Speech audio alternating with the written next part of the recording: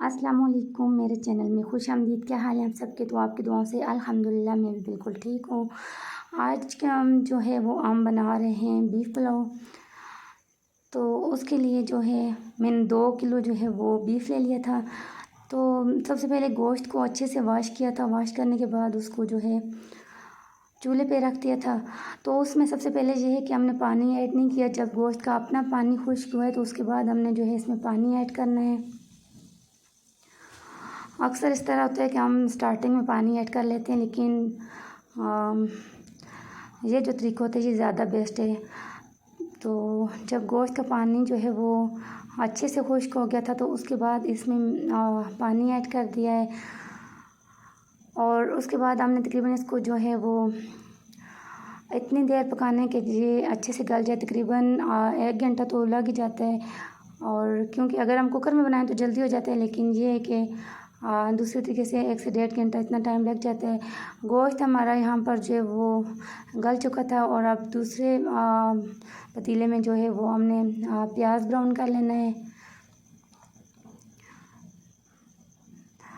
तो ये कि गैस पे भी हम जो चीज़ बनाते हैं उसका इतना टेस्ट नहीं होता जितना जो है वो आग पे चूल्हे पे चीज़ का जो है वो टेस्ट आता है।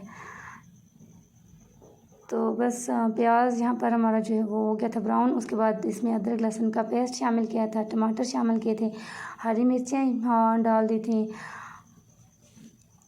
और इसके बाद जो हमारा गोश्त है वो इसमें हमने ऐड कर लिया है। इसको जो है अच्छे से मिक्स कर लेना है। और इसके बाद जो है इसमें हम मसाला शामिल कर लेंगे।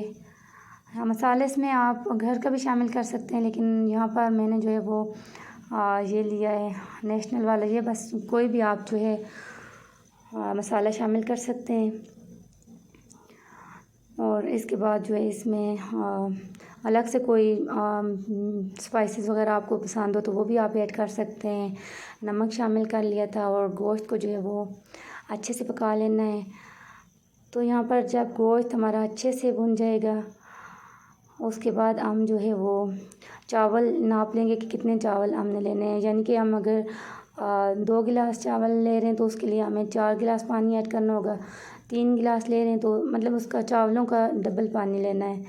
तो यहाँ पर हमने तकरीबन 3 गिलास चावल लिए थे तो इसमें 6 गिलास जो है पानी जाएगा। और पानी डालने के बाद इसको अच्छे से मिक्स कर लेना है। और उसके बाद बॉयल आने तक जो है इसका वेट करना है।